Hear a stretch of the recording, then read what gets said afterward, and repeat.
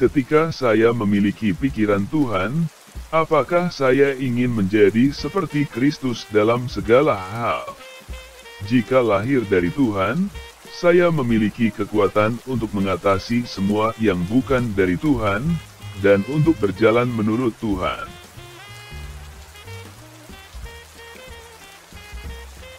Marilah kita senantiasa ingat bahwa Allah mengenali setiap ungkapan pujian dan kasih umat-Nya. Dia tahu betul apa kasih dan kasih karunia-Nya kepada kita, sehingga Dia harus mengharapkan kita untuk memuji-Nya. Jika mata air belum terbuka di dalam jiwa, mata air hidup dari anak Allah sendiri, tidak ada air yang dapat mengalir dan tidak ada kehidupan di dalam dirimu. Jika Anda melihat keindahan apapun di dalam Kristus, dan berkata, "Saya berhasrat untuk memilikinya," Allah akan mengerjakannya di dalam diri Anda.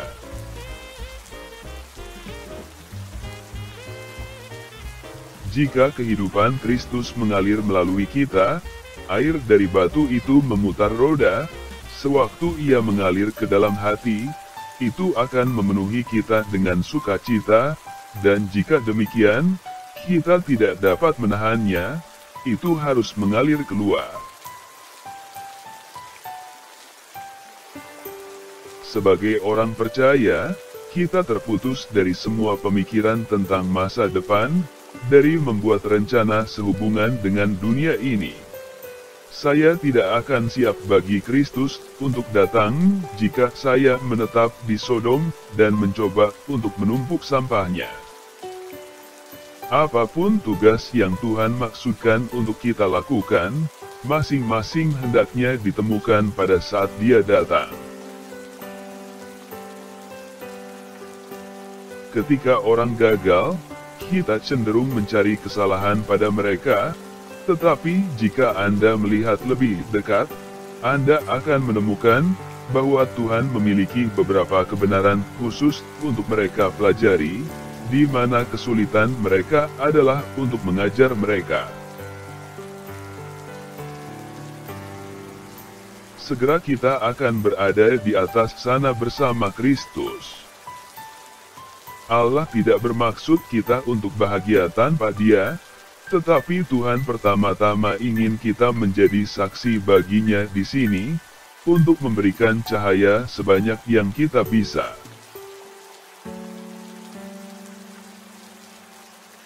Apakah Anda menemukan satu kesempatan di mana Kristus pernah bertindak secara independen dari Allah? Jika Anda berjalan di jalan yang sama, akan manis bagi Anda untuk merasakan seluruh ketergantungan Anda, menemukan dalam semua kesulitan lengan abadi di bawahnya. Jika Kristus selalu ada di dalam hati, kita hendaknya tidak membiarkan pasir padang gurun masuk, bukan karena kita seharusnya tidak pernah memilikinya, tetapi jika kita memiliki minyak kehadirannya, pasir tidak dapat menempel dan menyumbat kaki kita.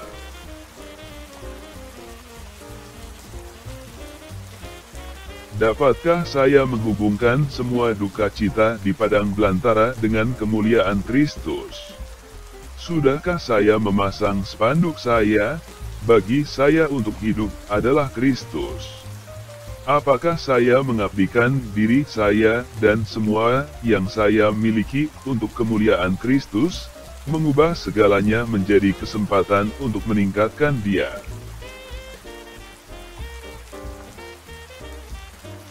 Kita mungkin sering tidak berada dalam keadaan yang benar, tetapi Kristus pernah tahu bagaimana berbicara kepada kita di dalamnya.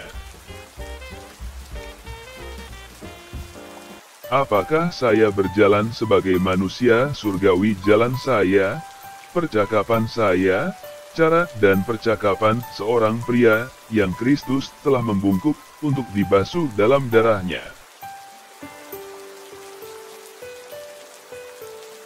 Apa yang kita inginkan adalah tali yang diturunkan dari atas, kekuatan Dia di atas sana, diturunkan ke dalam jiwa kita.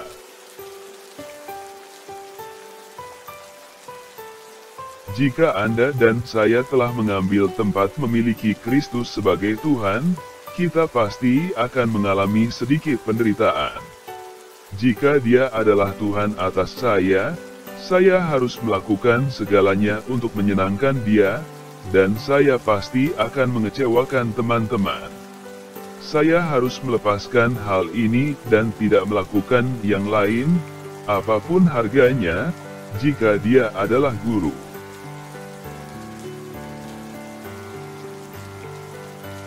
Kesedihan dan pencobaan tidak hanya seperti pasir dan pasir yang memoles batu, tetapi saya akan dibuat untuk merasakan, melalui kesulitan, apa Kristus itu bagi saya. Tidak ada yang bisa mengatasi keadaan kecuali dia tahu bahwa dia memiliki telinga Tuhan. Kekuatan syafaat adalah hal yang besar bagi hamba Tuhan.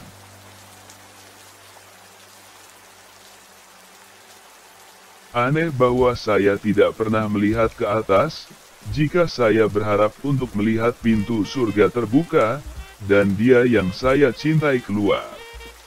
Oh, alangkah indahnya, ketika Dia tampil untuk mengubah tubuh-tubuh yang keji ini, membentuknya seperti tubuhnya yang mulia.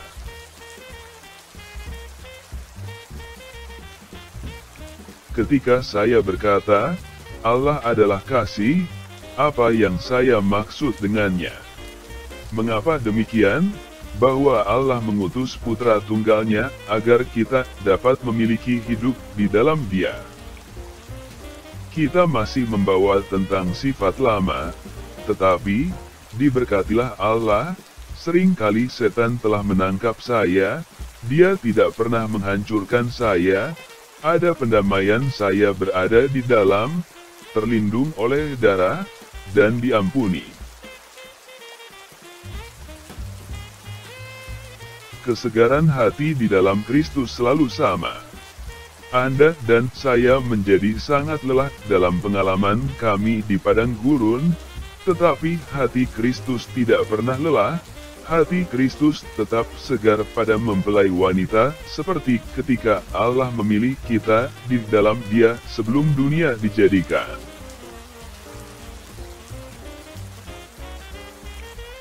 Semua tergantung pada dirinya sendiri, apakah untuk mempertahankan iman atau untuk memimpin pujian. Kita terlalu cenderung untuk melihat dan melihat bagaimana orang lain berjalan, yang bukan iman, dan membiarkan langkah kita sendiri sedikit banyak dipengaruhi oleh jalan orang lain di sekitar kita. Tetapi dengan melakukan itu, jiwa saya tidak membawa semangat hidup dalam perjalanan saya. Apakah Anda siap untuk langsung masuk ke surga, jika gerbangnya terbuka? Orang macam apa yang seharusnya kita katakan? Apakah kita berjalan dengan cara yang secara sempurna konsisten dengan melangkah malam ini sekaligus ke dalam kemuliaan, untuk berada di rumah Bapa?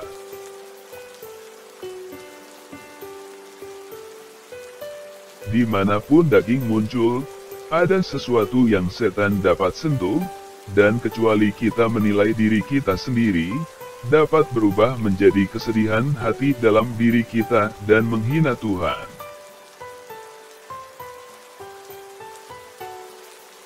Anda tidak akan pernah tahu tentang apa yang Kristus inginkan dari Anda, tetapi jika Anda pergi bersamanya dalam segala hal, akan ada konsistensi dengan cara-cara Kristus. Jika Anda pergi dengan diri sendiri, Anda akan menemukan perhentian.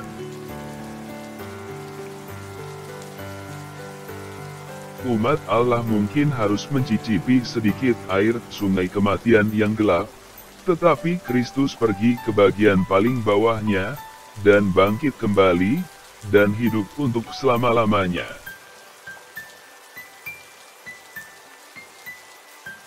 Akankah kita menemukan bahwa kita telah mengalami semua kasih Kristus di sini, ketika kita bertemu Dia di surga? Kekayaan apa yang Anda miliki, jika Anda belum mendapatkan Kristus? Jika Kristus adalah objek di hadapan Anda, akankah semua hal yang membuat Anda khawatir mengambil Kristus dari Anda? Semua hal yang Anda rindukan, akankah mereka memberi Anda lebih banyak dari Kristus?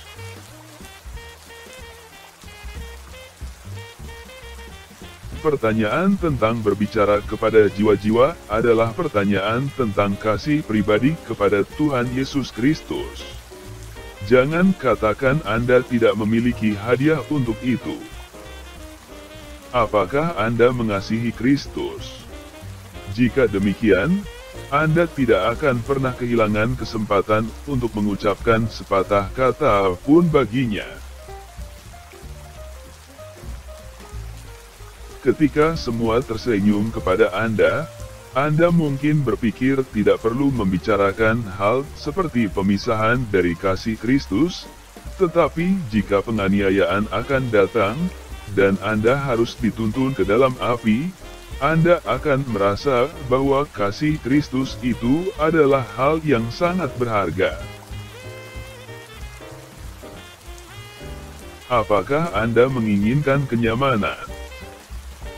Tidak ada yang bisa memberikannya sebanyak pikiran tentang kedatangannya.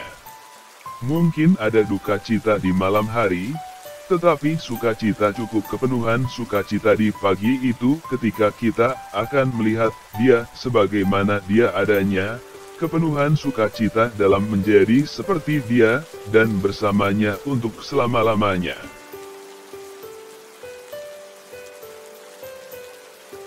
Sudahkah Anda mengenal persekutuan dalam penderitaan dengan Kristus? Perairan dalam yang dikenal. Anda harus turun ke mereka. Jika Anda tidak mendapatkan duka cita dalam persekutuan dengan Kristus, Anda akan mendapatkannya dalam disiplin. Adalah satu hal bagi air hidup untuk turun dari Kristus ke dalam hati, dan hal lain bagaimana ketika telah turun itu menggerakkan hati untuk menyembah. Semua kekuatan penyembahan dalam jiwa adalah hasil dari air yang mengalir ke dalamnya, dan mereka mengalir kembali kepada Tuhan. Ketika seseorang berpikir tentang kemuliaan Kristus yang menakjubkan, betapa mencengangkannya bahwa Dia dapat bergabung dengan kita. Tetapi lebih dari itu, ketika seseorang berpikir tentang Dia yang membawa banyak putra ke kemuliaan dengan biaya seperti itu, seseorang tersesat dalam keheranan yang memujanya.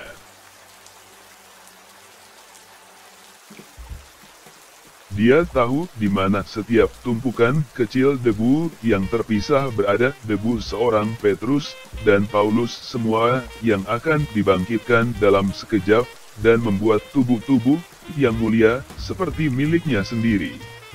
Kemudian itu akan keluar dalam sebuah jilid, seluruh jumlah dan substansi Injil kemuliaan yang diam di dalam Dia. Saya melihat hati Kristus merindukan orang-orang berdosa yang miskin, bukan hati orang berdosa yang miskin yang merindukan Kristus.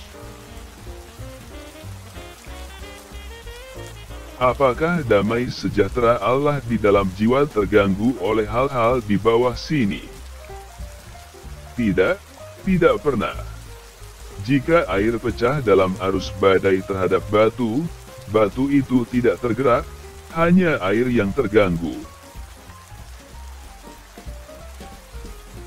Kristus tidak dapat menyalakan satu percikan pun di hati seseorang, tanpa percikan kecil itu untuk Allah. Dia memberikan cahaya, dan telah menetapkan bahwa setiap sinarnya memantulkan sesuatu untuk Tuhan.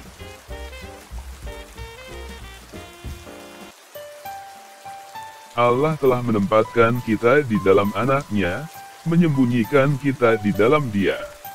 Karena Musa dimasukkan ke dalam celah batu karang, demikian pula Allah telah menempatkan kita ke dalam Kristus.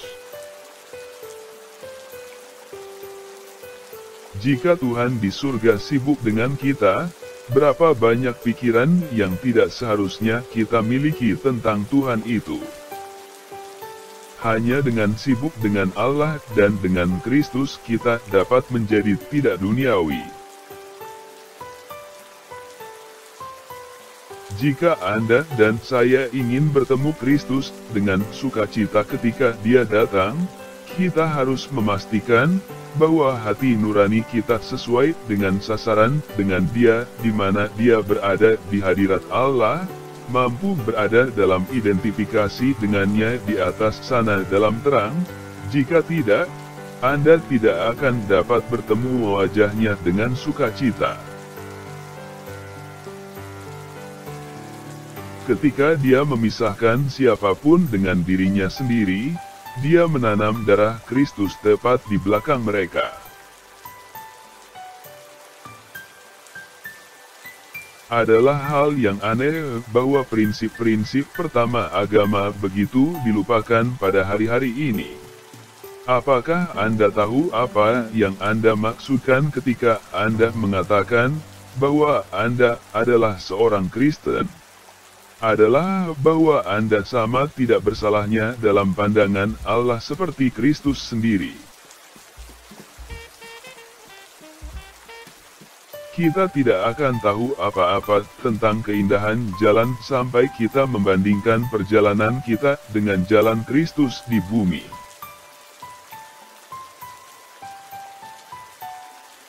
Doktrin Injil seperti dalam pribadi Kristus adalah hal yang hilang di zaman sekarang, karena selalu disajikan di sisi yang bertemu manusia, dan bukan pihak Allah. Tuhan menarik setiap jiwa sama, mata air murni akan mengisi setiap kapal sama, apapun ukuran atau bentuk kapal. Allah melihat di kayu salib Anak-Nya satu-satunya pintu yang melaluinya Dia dapat masuk untuk memberikan berkat kepada orang berdosa.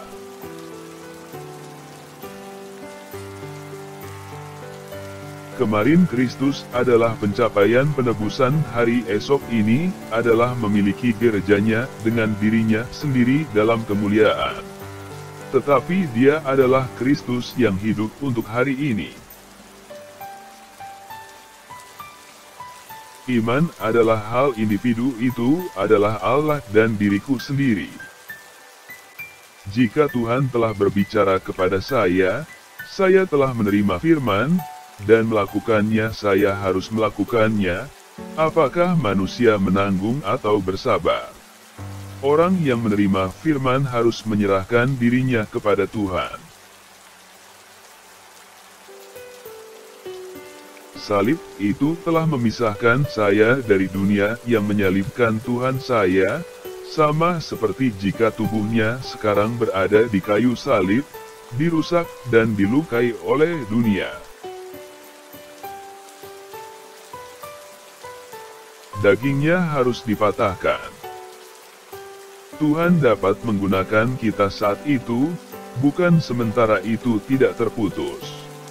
Sementara Paulus menggeliat di bawah duri iblis, dia bisa mendapatkan beberapa perkiraan, meskipun bukan yang lengkap, tentang apa itu daging seperti yang Tuhan lihat. Ketika itu rusak, dan Paulus tidak tahu harus berbuat apa, Tuhan datang untuk mencurahkan simpati ke dalam hati Paulus yang menggeliat.